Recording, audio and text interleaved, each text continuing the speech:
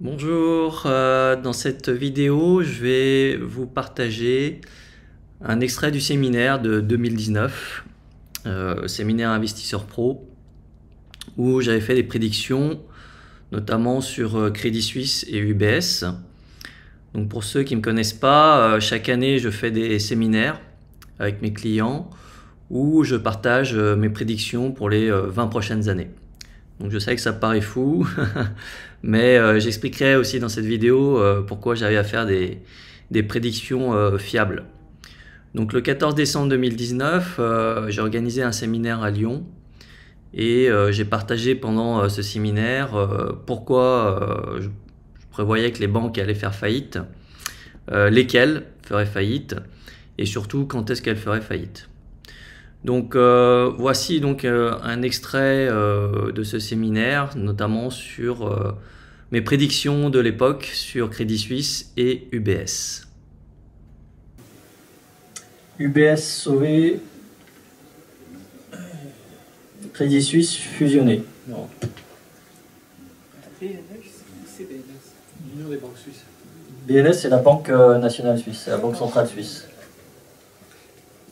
Donc, je pense qu'ils vont la sauver. Deutsche Bank, ben non, tant qu'ils sont dans l'euro, ils peuvent pas en fait. Donc la BNS va être bien. Bah ouais, je pense que les Suisses, ils vont quand même sauver leur système bancaire parce que c'est un peu c'est leur dada et Donc il faut se mettre dans une banque suisse. non. Non, on verra que c'est pas les plus solides, ça c'est clair que non. Voilà pour donc, les banques européennes. Donc on verra, ça paraît fou, mais... donc j'ai fait après les grandes banques mondiales. Alors donc voilà le petit extrait. Donc en décembre 2019, j'avais fait cette prédiction assez bizarre à l'époque, que Crédit Suisse serait fusionné avec UBS et UBS serait sauvé par la BNS. Donc d'où ça sortait? Tout simplement de mon intuition, aucune analyse spécifique sur le sujet. Et c'est bien le principe de ces séminaires de prédiction, que c'est basé purement sur l'intuition, même si derrière évidemment il y a une base analytique. Donc en 2022, l'année dernière, Crédit Suisse était déjà en faillite en fait. Simplement ils ont été sauvés par la Saudi National Bank qui a donc injecté du capital pour leur éviter la faillite. Et en 2023, Crédit Suisse vient d'être racheté entre guillemets par UBS, donc fusion avec UBS. À noter que la Saudi National Bank a perdu 80% sur cet investissement. Donc voilà. Et par rapport donc à ce rachat par UBS, la Banque nationale suisse a offert 100 milliards de liquidités à UBS pour faire ce rachat. Je crois que UBS a payé 2 milliards pour racheter Crédit Suisse. Donc voilà, donc des prédictions exactes faites il y a 3 ans, plus de 3 ans maintenant. Et donc la question, c'est comment est-ce possible? Comment est-ce possible? Donc si c'était une seule prédiction juste, on pourrait dire bon, c'est le hasard. Si c'était 2 prédictions justes, on pourrait dire c'est la chance. Mais en réalité, j'ai fait plusieurs dizaines de prédictions justes. Et ce n'est donc ni la chance ni le hasard, mais bien une méthode.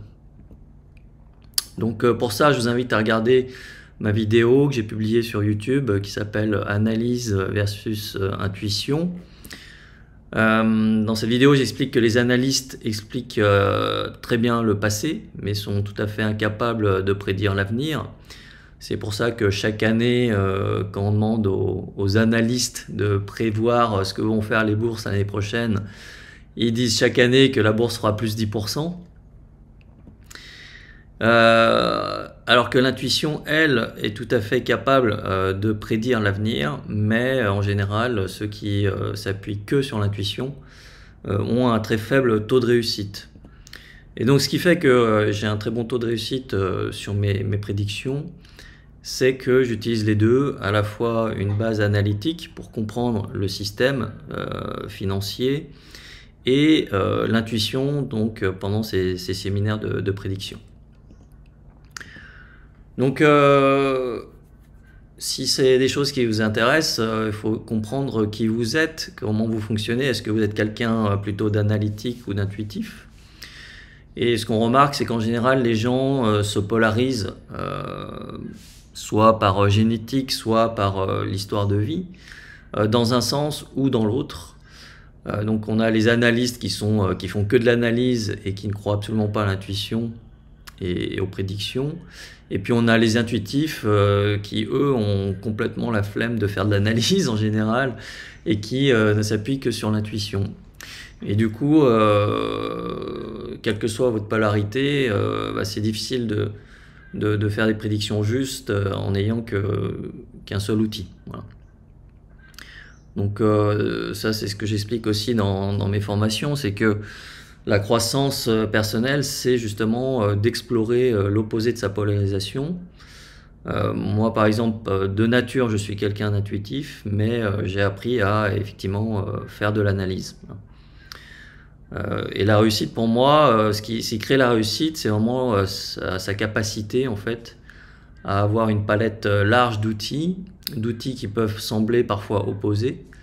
Mais justement, quand on est capable d'utiliser chaque outil pour ce à quoi il est destiné, eh bien, c'est là où on acquiert un certain degré de masterisation. Voilà, pour un autre.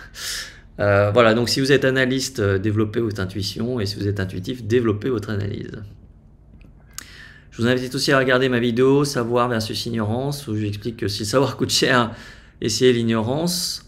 Donc moi, comment j'utilise et comment je transmets finalement mes compétences. Donc j'ai créé des formations investisseurs pro qui sont entièrement basées sur l'analyse et la compréhension des systèmes et des différents investissements.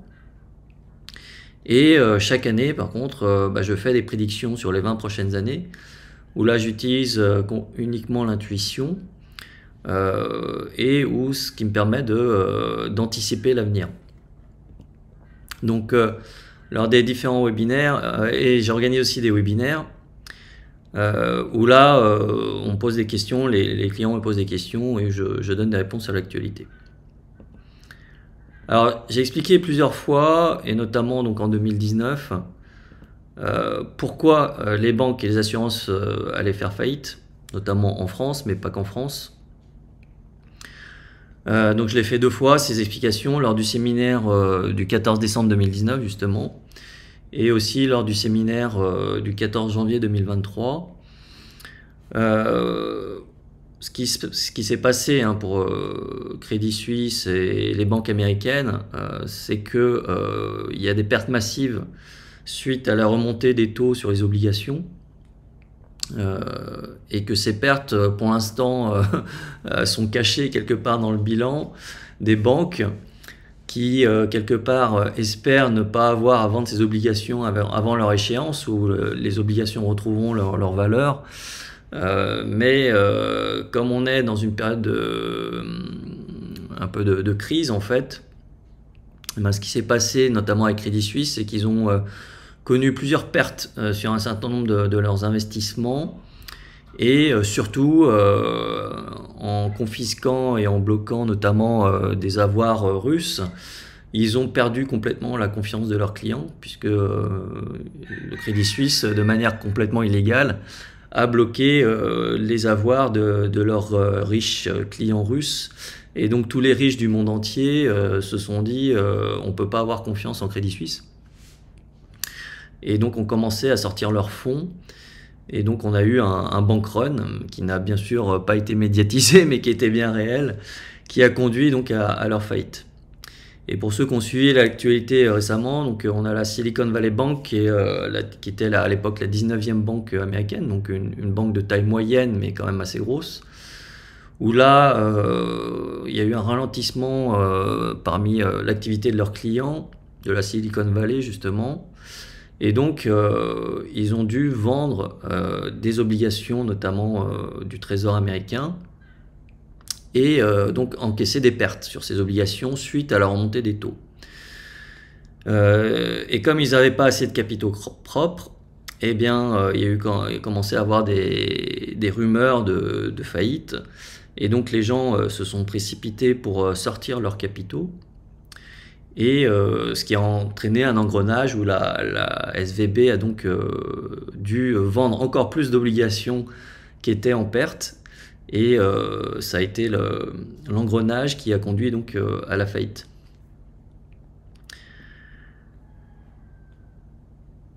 Donc ce qu'il faut bien comprendre, c'est que si vous êtes francophone, si vous habitez en France, si vous êtes français, si vous avez des avoirs dans les banques françaises, c'est que la Suisse et les États-Unis ont leur propre monnaie et ont la capacité à imprimer de la monnaie tout simplement. Et grâce à ça, sauver leur banque en leur faisant des prêts illimités.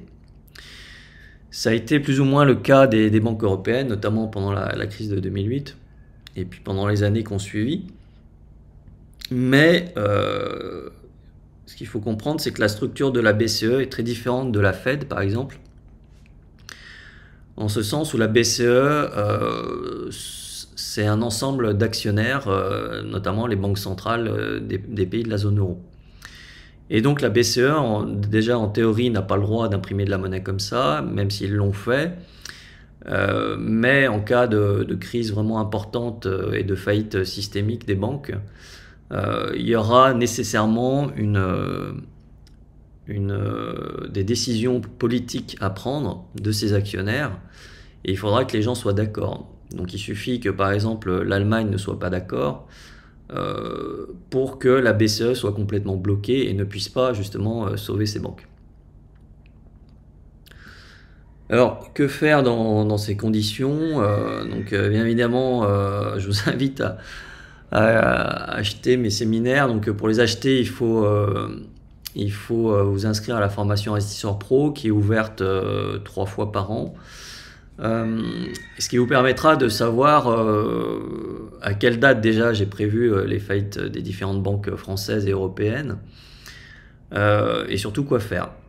Mais voilà, si vous n'avez pas envie d'acheter cette formation, en tout cas, le conseil que je peux vous donner aujourd'hui, on est quoi en mars 2023, c'est de retirer déjà le cash de votre banque, surtout si vous êtes dans les grandes banques françaises, donc Société Générale, BNP, Crédit Lyonnais, Crédit Agricole, Caisse d'Épargne, La Poste, etc.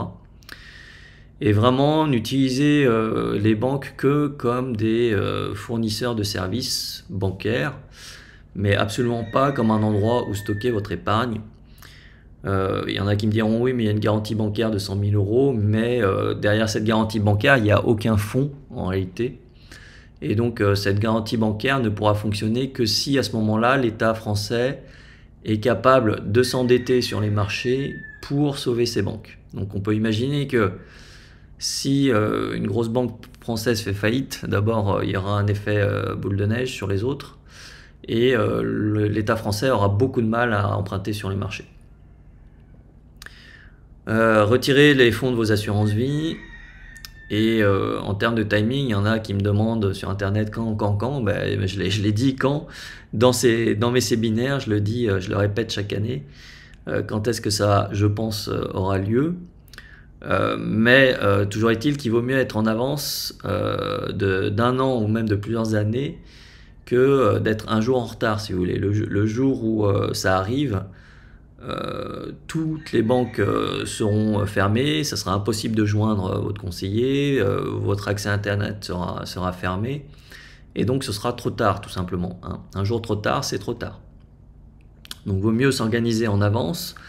D'autant qu'en France, il y a un véritable contrôle des capitaux qui n'est pas officiel mais qui est bien réel. Et quand vous voulez déplacer ne serait-ce que quelques milliers d'euros ou retirer quelques milliers d'euros de votre compte en banque, ça devient de plus en plus difficile.